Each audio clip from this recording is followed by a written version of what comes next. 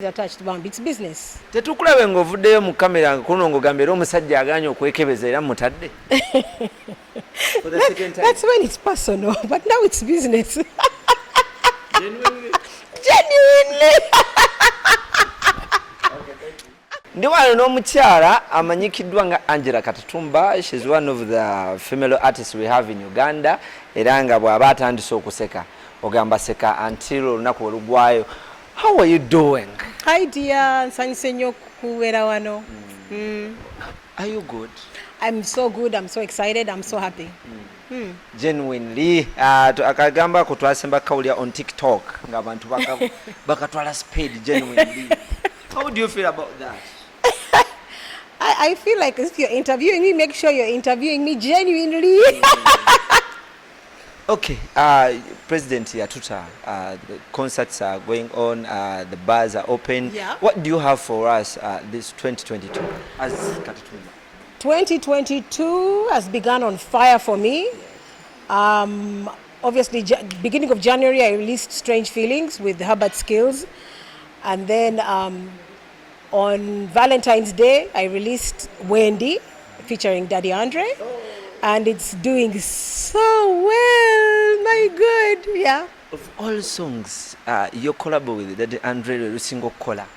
Of course, I mean, all songs are good, but I mean, he's the hit maker. Yes, he's the hit maker.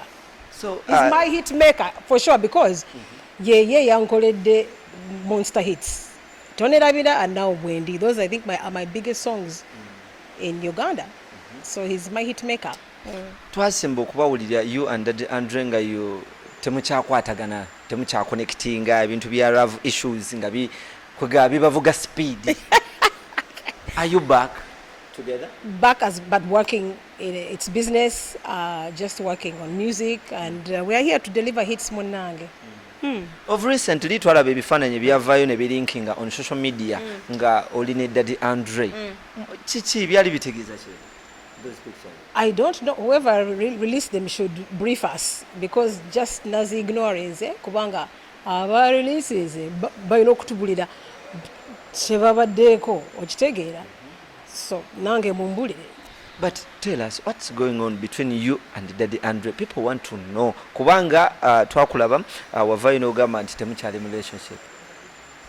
Tetukyali mu relationship. Tetuli mu relationship. But abantu bagamba nti babalaba nga mutambula That's it. Ekiro at night, walk together during daytime, everywhere. People see you, Angela. Olwo lugambo bantu mwenze ndi ku business. It's business this time. It's work. Genuinely. You're so silly. So tulaba tebakutimbatimba nnyo mu bivvulu ebyenjawulo. Kiki toyina waaka oba ennyimba z'otayina? I truly believe in life. Siteeka kasigiri mu bintu bye nkola.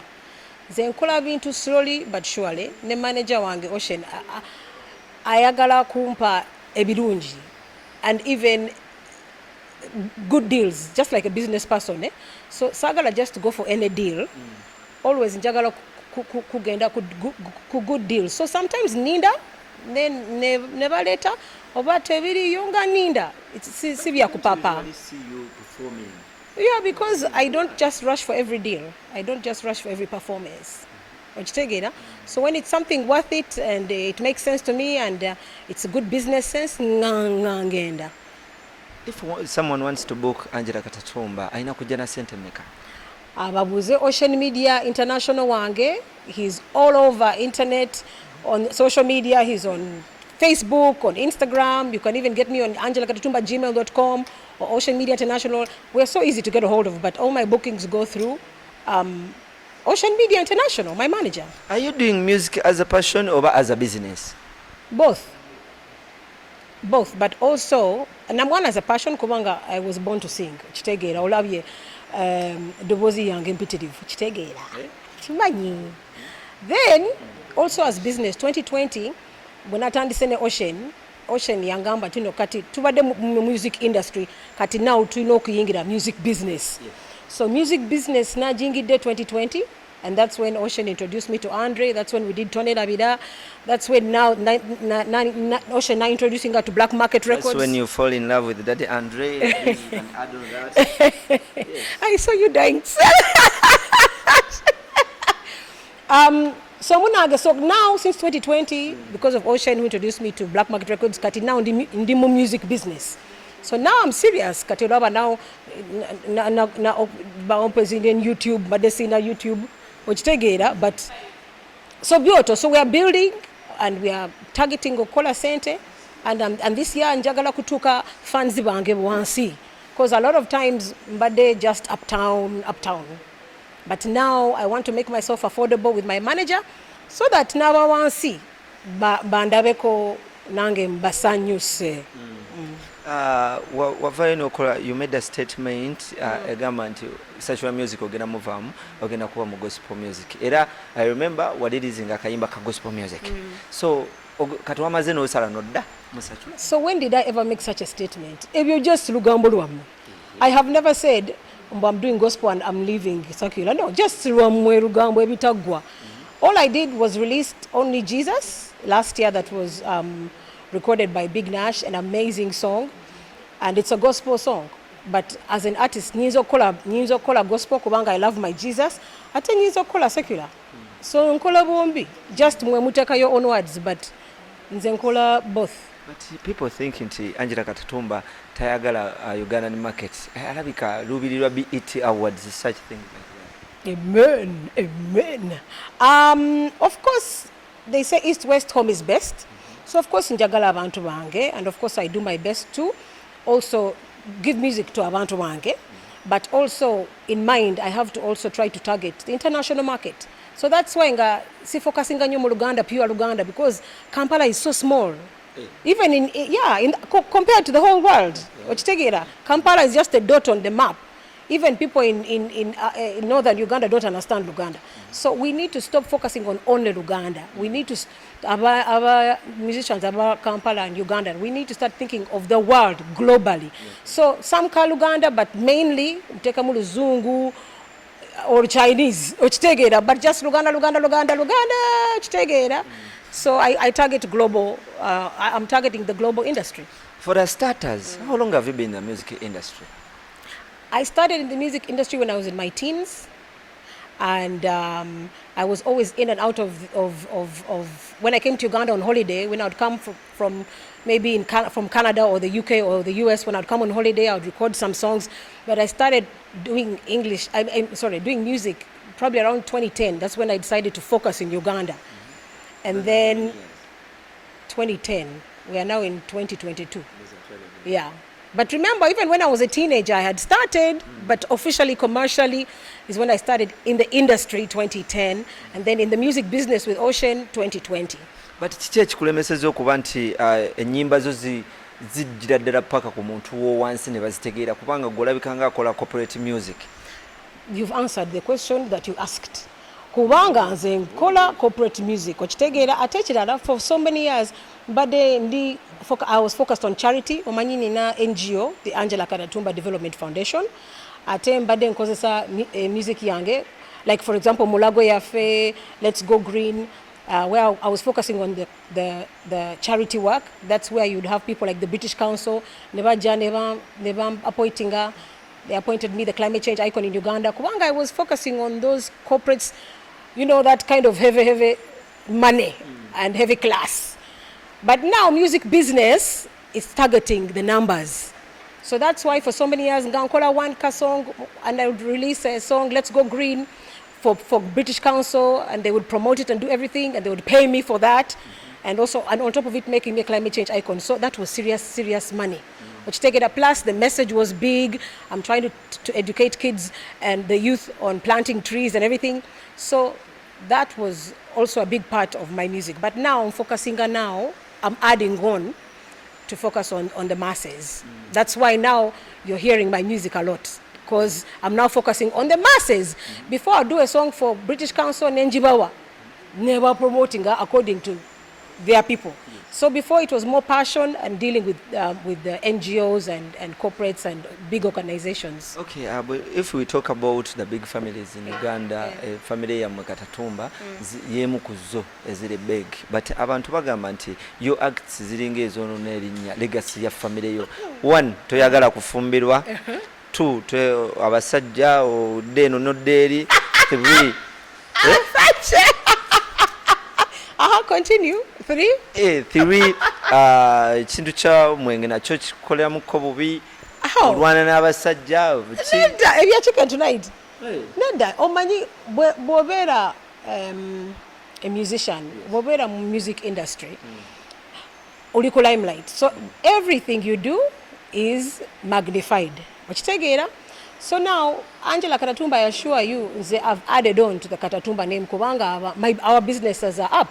My hotel diplomat is full. Just because people hear the name Katatumba. So, ebya mu limelight kubanga ndi mu limelight, buli kyenkola ndino musajja leero, hey, it's news. So, in a way, I'm promoting businesses zange. So, businesses zange ziri happy ate ndi bulungi. But ebirara, it's mweje byemutekamu just soup and salt. But yemutekamu soup and salt. But I'm just promoting the Katatumba name, and yeah, it's two people. How can dating a person become a scandal? You see scandal, it's life. What are dating omuntu? Sure. So just kubanga it's a kubanga di public figure bagiteka muwe abantu balaba nti ate Angela Katatumba leero ali ne superstar international artist ebyomukwano Daddy Andre waliyo wa mawulire a journalist. I'm dating a journalist. Yes. Which one? Ani? Which journalist? Olimba. Which journalist? Why would I have that? Be serious now. I'm not dating. But that is our number one promoter with Ocean. He's number one fan and he's our promoter and he works. He's on team Katatumba. No, need that. I'll sing someone now. No, mnanga ndi single. How long are you going to be single? Oyagala kumala kuonanga kula kunyenya tukone katofali nga nsujju. No. Mbadde ndino busajja abantu byagana. So ne mbivaamu. So now I'm very single and very happy. So okitegeera. Unlucky. I'm very, very lucky. Do you know how many men have dated me? Ne ate nga bakusuulawo. Oba nze mbasuula. Twala eri. Obasuulawo. Nze ndi independent. I'm a very independent woman. Oba wemba siri happy mu relationship ngambivaamu. Siri nga mwe guma paka last as though you are going to get a medal. No. Oba you're not happy, get out. So nze mvaayo immediately. Toberanga kawo n'owuliranga okuyimba olinga yakugwamu obugwe. Noyagala okwejjusa. Sikutegedde. Tojjusanga kawo okuyimba. I have not understood the word jusa. Huh? Haven't you ever regretted in your life okuba nti you're a musician oba wayingira mu kuyimba? Oh my gosh, for me that's the best thing that has happened to my life. Ate tata wange ne mama wange, they noticed nga ndi mwana muto that njagala kuyimba nnyo ne basasula $40 an hour every day in Canada after school. Every day after school I would go for vocal coach, for vocal training. That's why Dobozili yange is on another level. Did serious professional training. So my parents made sure they developed my passion. So it's important for omuntu okukola passion ye. Omanyi waliwo abantu bangi bagala kukola ekintu but tebasobola. So I am so blessed to be able to do my businesses but also do my passion. Ate my passion is music. Jenjagala most. So I'm very happy about music. But some people balowooza nti toyina talent. You just need to stay in other businesses than okujja mu kuyimba. But the same people are the ones who pay for shows. They are the same ones who love Tony Davida. They are the same ones who are all over talking about where is the video for Wendi. Of course, people know that I have talent. But what frustrates them is Tebandava as much as they want to. But they will soon see me. When? Soon. You've been in the industry for 12 years. Yes, very soon. With the same statement. Soon. Yes, soon. Ati to papa. Racho papa. Amen. Tugenda mu business n'olunda endiga. Ati ndi mu business. Nova mu kuyimba. No, why? Kubanga toyagala nange nfundemu. I'm making money in music. How do you make money in music? Ask question. Tokola concert si tetukula mu mabaala obeera mu kusireyinga kunywa bujjuisi. Of water? In fact, where's my water? Can I have my water? No munange ntegera chogamba, but Angela Katatumba is happiness.com. She's free to do what she wants. Okay, Kale, sorry. She's free to do what she wants. Audit, security. She's free to do what she... Lean bin. She's free to do what she wants. And I enjoy music. That's my passion. And I'm just happy. So the concerts, I told you, music business with Ocean and Black Market Records, you're going to start seeing concerts very soon. I had one even at the Mulago Yafe concert that was sold out in 2016. My dad was behind that one, but it was for corporates, which is what you're saying. But this time, Mujakulaba concerts downtown. Zesi Papa. Sirina, I don't have that kasigiri of Papa ring. Onakola Chimala. Prove people that you can sing. No. Nze abantu bachimanyi, so I don't have to prove anything to anyone nabo bachimanyi. So just muninde, nchimanyi, you are dying to see me. Nchimanyi, I know the frustration, but nzija ye. Naye tusoke tuddemuko katone mabega. Kuba nina ekintu kyessategedde bulungi. Ngenda kumaliriza mukama wange Ocean. Ekintu kya Daddy Andrew kino oluyimba. How did you link up with Daddy Andrew kuba nti muddamu okukola oluyimba? Just management waffe. Yayogadde ne management waffe yaffe. And they made it happen. But I thought Daddy Andrew nawe muli mu gundi yemu.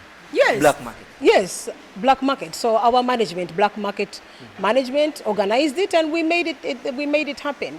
So he's the one who contacted the management. No strings attached. No, there's no strings attached, Bambi. It's business. Tetukulabe ng'ovuddeyo mu kamera kuno ng'ogambye era omusajja aganye okwekebeza era mutadde. For the second time. That's when it's personal, but now it's business. Genuinely. Genuinely.